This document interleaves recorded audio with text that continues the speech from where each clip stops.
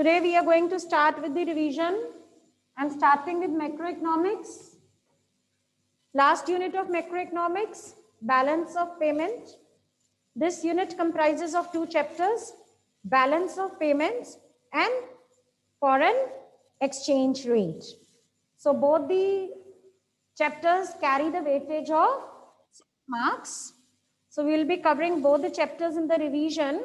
But again, because it is revision, so it won't be very, very comprehensive. Keeping in mind the fact that I have already discussed this concept twice already. Okay, last time in revision also we discussed. So we will be moving in such a manner. So we are able to cover all the chapters, in this revision period. So better, first of all, the meaning of balance of payment. Balance of payment is a systematic record of the economic transactions of one country with the rest of the world. We are having open economies these days. All the countries, engage in economic transactions with other countries of the world, which we commonly refer to as rest of the world. So whatever the economic transactions take place between, say, India and rest of the world, these has to be recorded in a systematic manner.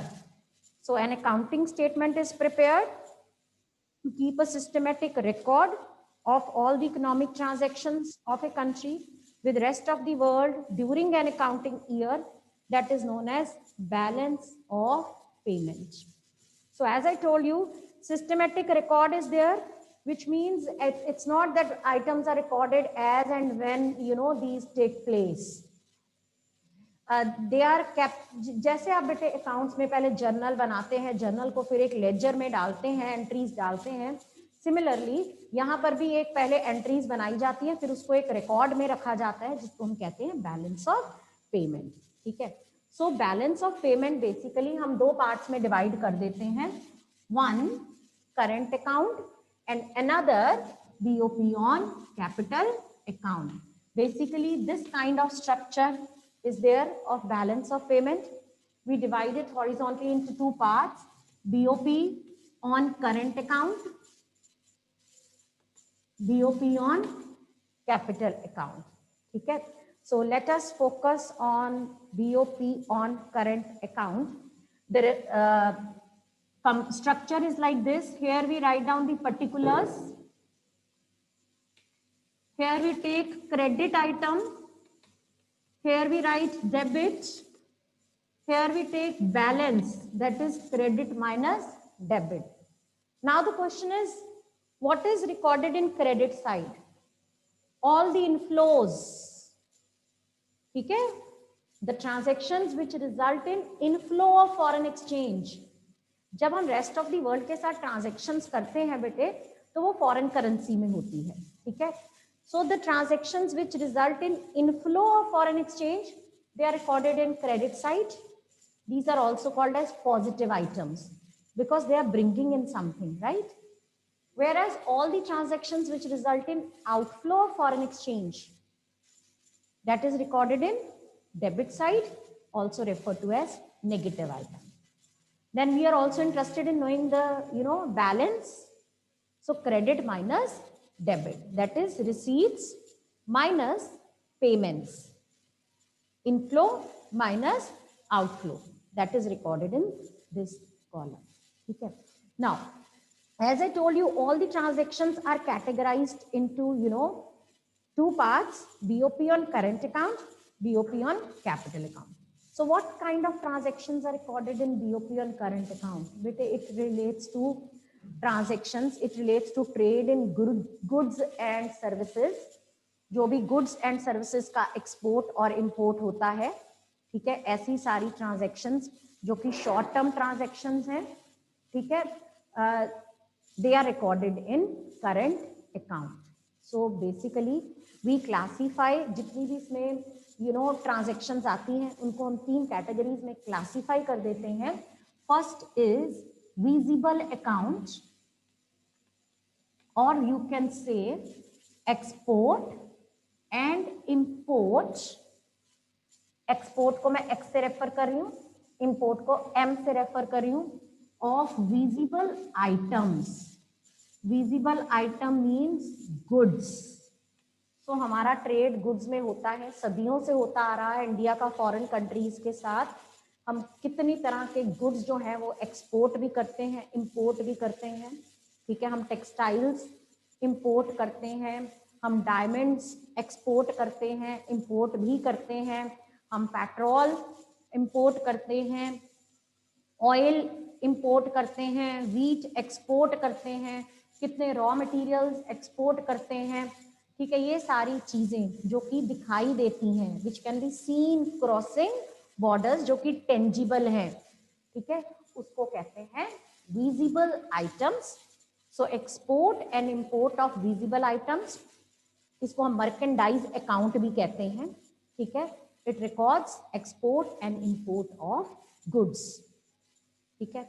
So export of goods results in inflow of foreign exchange, so it will be recorded in credit side, whereas import of goods results in outflow of foreign exchange, so it will be recorded in debit side.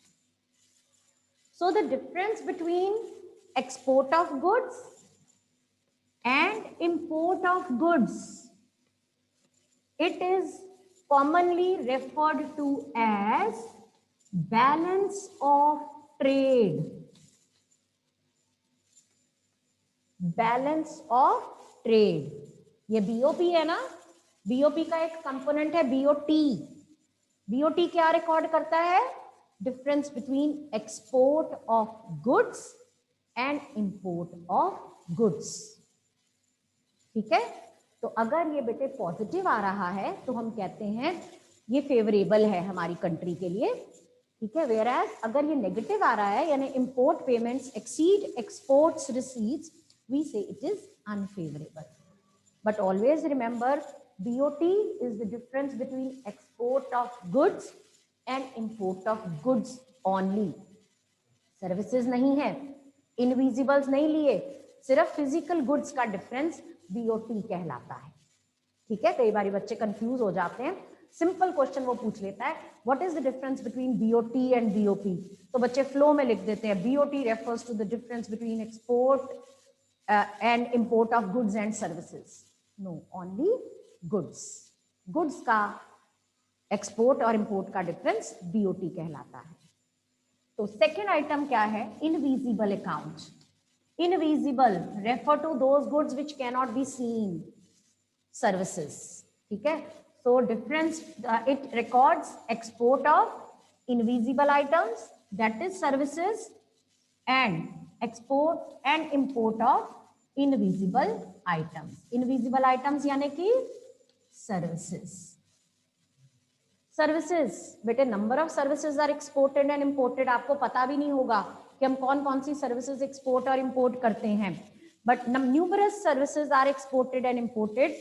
So we categorize these services into two categories. One is factor services and another is non-factor services. ठीक है। Factor services कौन सी होती है? Factor services which you know are incurred in by the factors of production.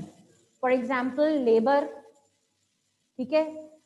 Labour, I am से delivering my lecture, online lecture में deliver कर रही हूँ, या आज हमने एक ऑनलाइन सेमिनार अटेंड करना है। Let us suppose you know it is being delivered by a person sitting in US. So this is what? This is the example of service being imported by India. Or if I am a resource person and I am delivering my seminar to the students sitting in US, this is export of factor services. So two kinds of services are recorded here. Factor services, which give you return in the form of, you know, rent, wages, dividend, interest. Second is non-factor services. Non-factor services like banking, insurance. जब बेटे आप goods export करते हैं, goods कैसे जाते हैं? Ship पे जाते हैं, ठीक है। तो इसका मतलब आप शिपिंग सर्विस भी तो एक्सपोर्ट कर रहे हो, ट्रांसपोर्ट कैसे हो रहे, शिप से हो रहे हैं ना एक जगह से दूसरी जगह, तो वो उसके लिए कौन रिस्पॉन्सिबल है, shipping company. Shipping company is exporting it's services. Yes, you also get the goods insured, then banking transactions also take place. ठीक है, तो ये सारी non factor services, shipping, transportation, banking, insurance, ठीक है, ये सब इनको क्या कहते हैं, non factor services. So any kind of service when you export, it results in inflow of foreign currency, so it will be recorded in credit side. Whereas if you import any kind of service, it will be recorded, it results in outflow of foreign exchange, so it will be recorded in debit side. The difference between export of services and import of services is commonly referred to as balance of invisible trade. Balance of invisible trade. Okay. Now there is third component of BOP on current account, and that is unilateral transfers. Unilateral means one-sided. Okay, so these are the transactions which are not done for say profit maximization, but for the purpose of helping someone or for other sake. Gifts, grants, donations, remittances, ये सारी one-sided हैं. ये दोनों आप देखो two-sided हैं. आपने goods भेजे, उन्होंने आपको foreign exchange भेजी. ठीक है, आपने गुड्स खरीदे, आपके पास गुड्स आए, आपने पेमेंट करी, ये टू साइडेड है. लेकिन यूनिलेटरल ट्रांसफर्स वन साइडेड होते हैं. गिफ्ट्स आया आपको फॉरेन कंट्री से, ग्रांट आई, या आपने गिफ्ट या ग्रांट भेजी फॉरेन कंट्री को. ठीक है, फॉरेन कंट्री में आपका कोई ब्रदर रहता है, उसने आपको पैसे भेजे, उसको कहते हैं रिमिटेंसेस. Remittances from abroad. तो उसके बदले आपने कुछ उसको भेजा नहीं, ये वन साइडेड है. ठीक है, सो ये सारी gifts, grants, donations, remittances, these are recorded in current account. Current account में वो सारी ट्रांजैक्शंस बेसिकली रिकॉर्ड की जाती हैं जो कि रेजिडेंट्स या गवर्नमेंट के एसेट या लायबिलिटी स्टेटस को अफेक्ट नहीं करती हैं. ठीक है, सो अगर आपको रिसीट आ रही है, गिफ्ट, ग्रांट, डोनेशन आ रहा है, that will be recorded in credit side. अगर आप दे रहे हो तो that will be recorded in debit side. Again इसका डिफरेंस जो है, unilateral receipts minus unilateral payment is recorded as balance of unilateral transfers. इन तीनों बैलेंसेस को ऐड कर लो, या ये क्रेडिट को ऐड कर लो, डेबिट को ऐड कर लो, क्रेडिट माइनस डेबिट कर लो, इन तीनों के बराबर ही आएगा. ये जो बैलेंस आएगा इसको बोलते हैं current account balance. BOP on current account. अगर बेटे ये बैलेंस पॉजिटिव आता है ना, जो कि जनरली नहीं होता, डेवलपिंग कंट्रीज में ये बैलेंस माइनस होता है. क्यों? क्योंकि सबसे पहला इसका फैक्टर यही है कि हम क्रूड ऑयल बहुत ज्यादा इंपोर्ट कर रहे हैं, तो ये हमारा इंपोर्ट बिल को बहुत ज्यादा बढ़ा देता है. ठीक है, तो जिस कारण से ये डेबिट साइड बढ़ जाती है, और हमारा ये बैलेंस जो है वो नेगेटिव आ जाता है. जब ये नेगेटिव आ जाए उसको हम कहते हैं करंट अकाउंट डेफिसिट. कॉमनली जब भी आप न्यूज़पेपर में पढ़ोगे, वो इतना बड़ा बड़ा नहीं लिखेंगे कि this quarter's current account deficit is to the tune of this much. वो लिखेंगे this quarter's CAD,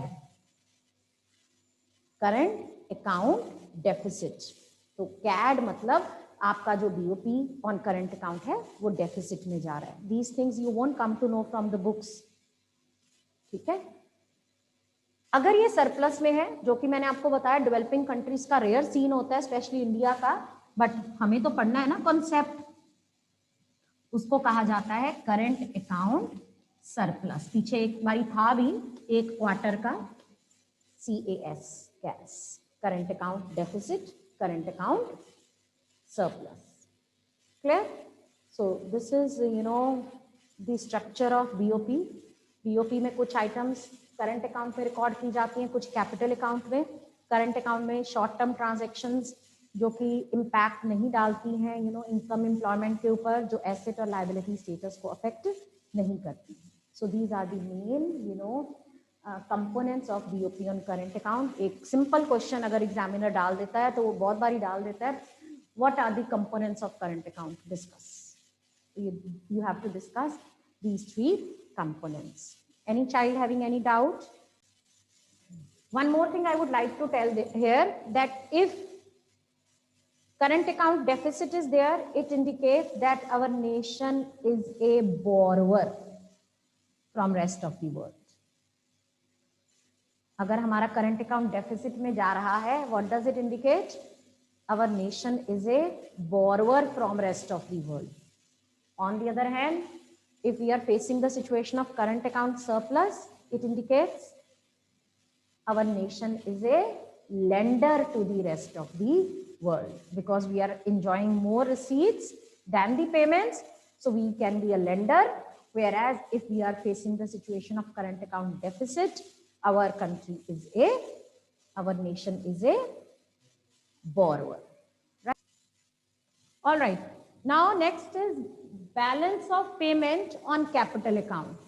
capital account में हम वो सारी ट्रांजैक्शंस रिकॉर्ड करते हैं जो रेस्ट ऑफ द वर्ल्ड, जो कि रेजिडेंट्स या गवर्नमेंट के एसेट या लायबिलिटी स्टेटस को अफेक्ट करती हैं. ठीक है, ये लॉन्ग टर्म ट्रांजैक्शंस होती हैं, शॉर्ट टर्म नहीं होती हैं, और ये इनकम एम्प्लॉयमेंट के ऊपर अपना इम्पैक्ट छोड़ती हैं. ठीक है, 2 main transactions which are recorded in capital account. Number 1 is foreign investment.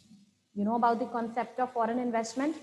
When the foreigners invest in your country, or Indians invest in foreign countries.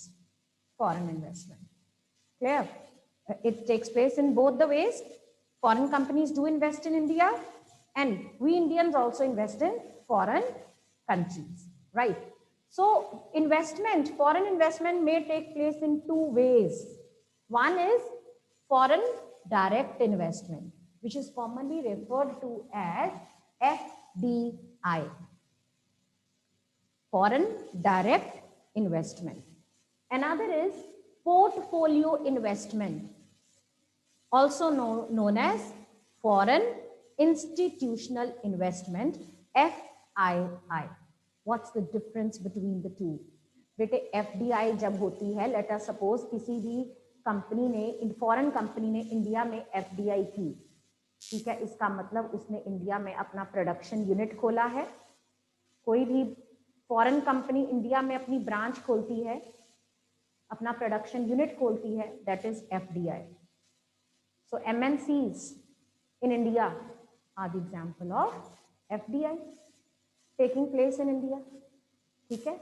But sometimes, the person has resources to invest in other countries, but he does not have manpower, and he just is interested in earning profit out of his resources, but he is not much interested, he doesn't have time to engage in other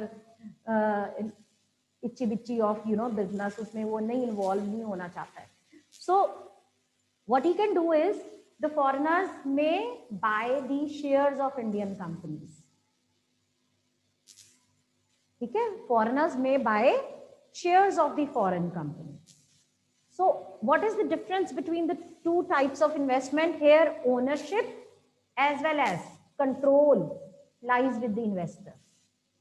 When you are investing in the form of FDI, you are the owner as well as you are controlling the assets you are owning. Clear?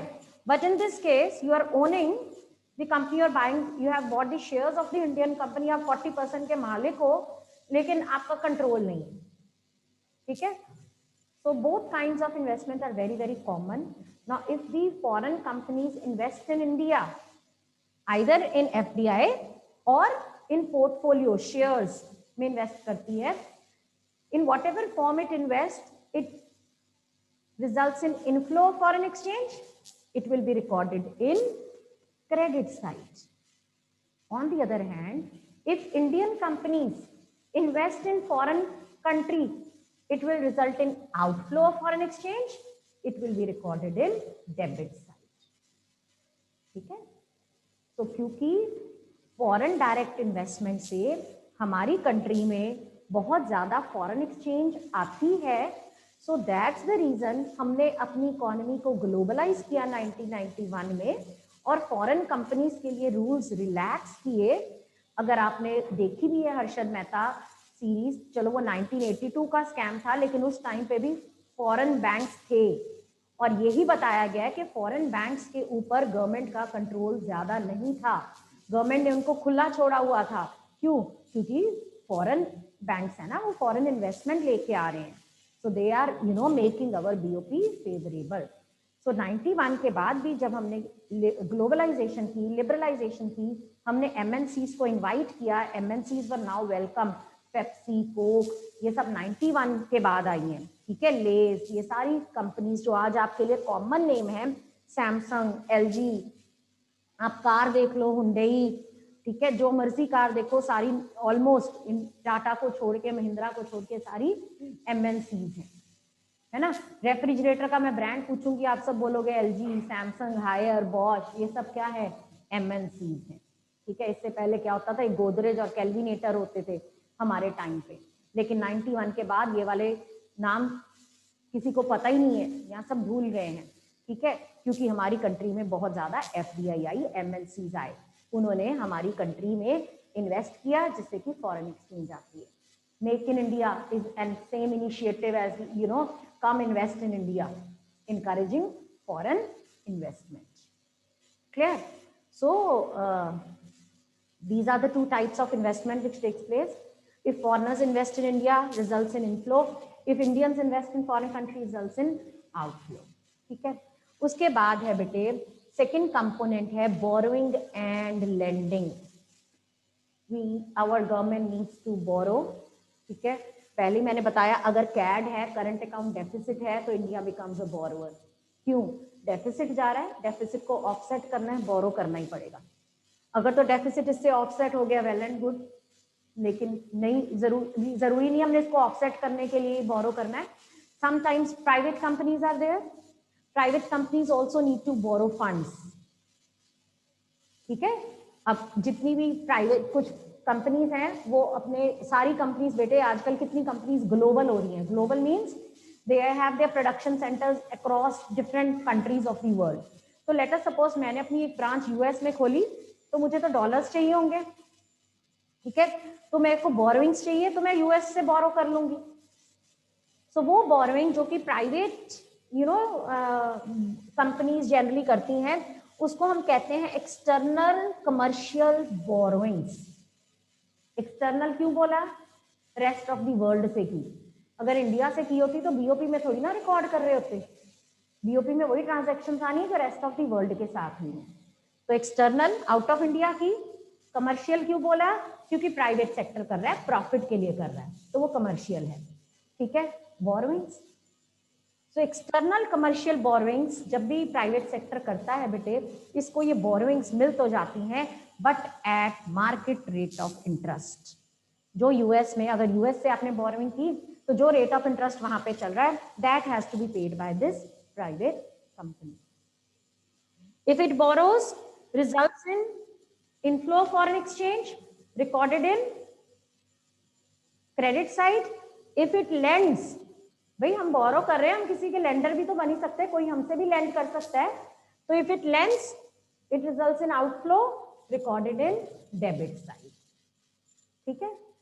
Second type of borrowing जिसको हम external assistance भी कहते हैं, official transactions भी कह देते हैं, that is done by the government sector.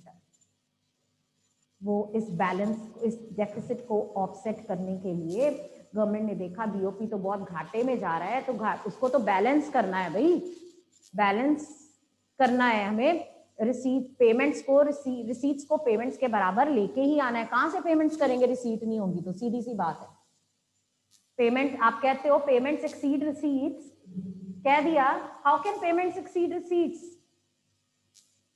Receipts है ही नहीं है तो पेमेंट कहां से कर दोगे? आपकी पॉकेट मनी है 1000, आपका 2000 खर्चा कैसे हो जाएगा? बोरो करना पड़ेगा ना 1000 रुपए, ठीक है। तो similarly government has to borrow. Government जब बोरो करती है, गवर्नमेंट को ये borrowings concessional rate of interest पे मिल जाती है। ठीक है। तो जब बोरोइंग आई रिसीट साइड, क्योंकि इनफ्लो आया तो क्रेडिट साइड, अगर गवर्नमेंट ने लेंड किया तो आउटफ्लो हुआ debit side. Even though it is a receipt, but it creates liability on the government. This thing has to be noticed. ठीक है, चाहे गवर्नमेंट रिसीव कर रही है लेकिन है तो लाइबिलिटी क्रिएट हो रही है ना गवर्नमेंट के ऊपर.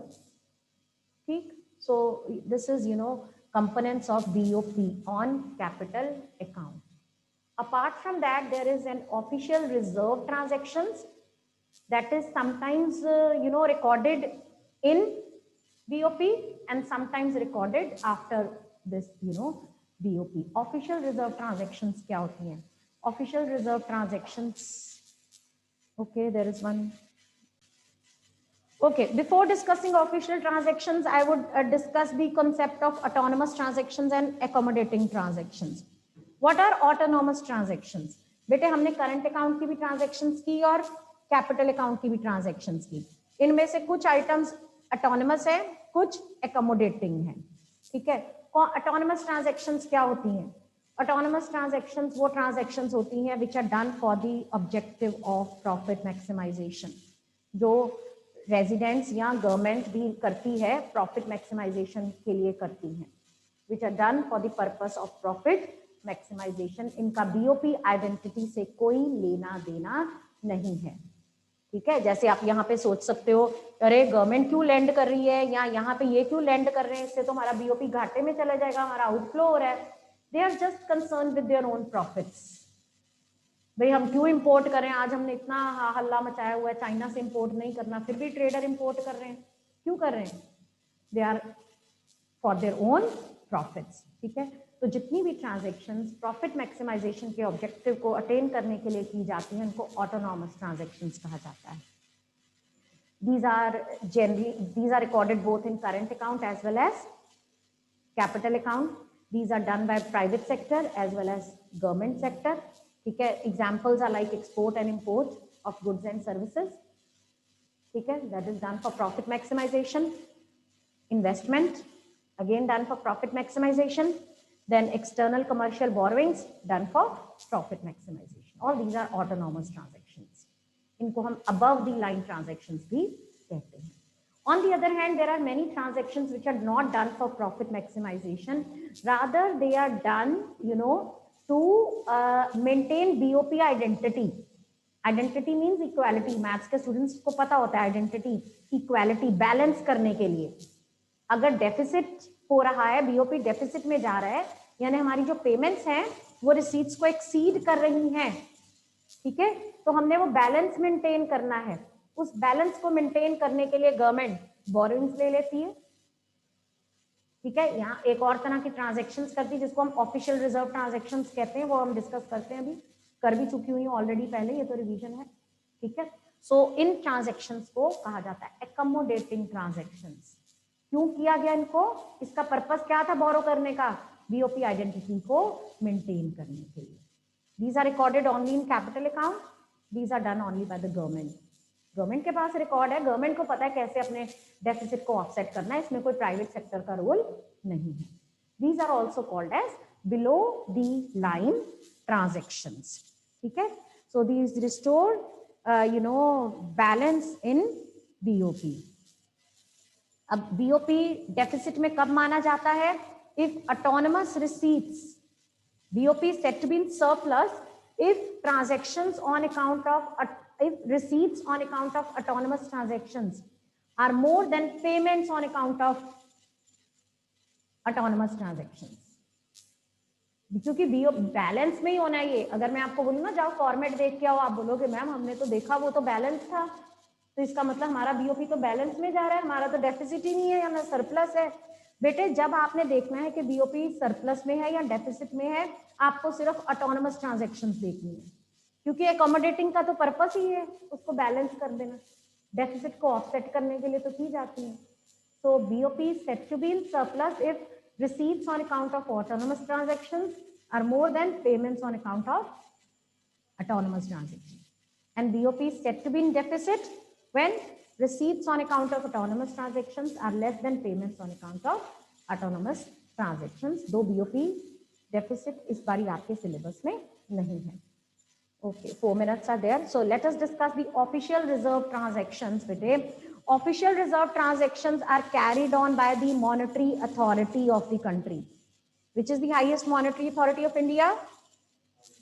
RBI, Reserve Bank of India. These are the transactions which cause change in the official reserves. Official reserves क्या होते हैं? Foreign exchange reserves जो RBI maintain करके बैठा है. आपको पता है ना, हर कंट्री अपने फॉरेन एक्सचेंज रिजर्व्स मेंटेन करती है और उसको कौन मेंटेन करता है? Central bank of the country, in this case RBI. ठीक है. So sometimes there are disequilibrium in BOP. Sometimes there is a surplus in BOP, sometimes there is a deficit in BOP. So official reserve transactions वो accommodating transactions हैं जो कि BOP के equilibrium को maintain करती हैं. किस तरह से मेंटेन करती हैं? दे में परचेज और sale foreign securities, foreign currency और गोल्ड. समझ लो, लेट अस सपोज हमारा बीओपी जो है वो डेफिसिट में जा रहा है. Current account plus capital account हमने ऐड कर लिया और हमारा बीओपी जो है वो डेफिसिट में जा रहा है 200 करोड़. बोरोइंग्स भी कर ली और 200 करोड़ बोरो में डेफिसिट में जा रहा है. तो ये बेटे 200 करोड़ क्या करेगी? आरबीआई अपने 200 करोड़ रुपए गवर्नमेंट को दे देगी, या गवर्नमेंट को 200 करोड़ का गोल्ड दे देगी, या सिक्योरिटीज बेच देगी, या 200 करोड़ के डॉलर गवर्नमेंट को दे देगी. ठीक है, वो गवर्नमेंट के लिए इनफ्लो आ गया, it's inflow. So it will be recorded in credit side. -200 balance था ना, -200 कैसे ऑफसेट होगा? अगर 200 करोड़ की क्रेडिट आइटम आ जाएगी, वो कहां से आ गई? आरबीआई से. तो बैलेंस आ गया, बीओपी बैलेंस 0 हो गया. -200 + 200 कैसे हुआ? आरबीआई ने अपनी सिक्योरिटीज या अपना गोल्ड या अपनी foreign currency government of India को दे दी, सेंट्रल गवर्नमेंट को दे दी. सो बेटे इस ट्रांजेक्शन से क्या होगा? It will be recorded in credit side of BOP and it will cause a withdrawal in foreign exchange reserves of RBI. ठीक है, एनी क्रेडिट आइटम, ठीक है, कहां पे रिकॉर्ड हो रही है? ये बीओपी के क्रेडिट साइड में. और क्या कॉज कर रही है? Decline in foreign exchange reserves, उसमें से विथड्रॉल है ये.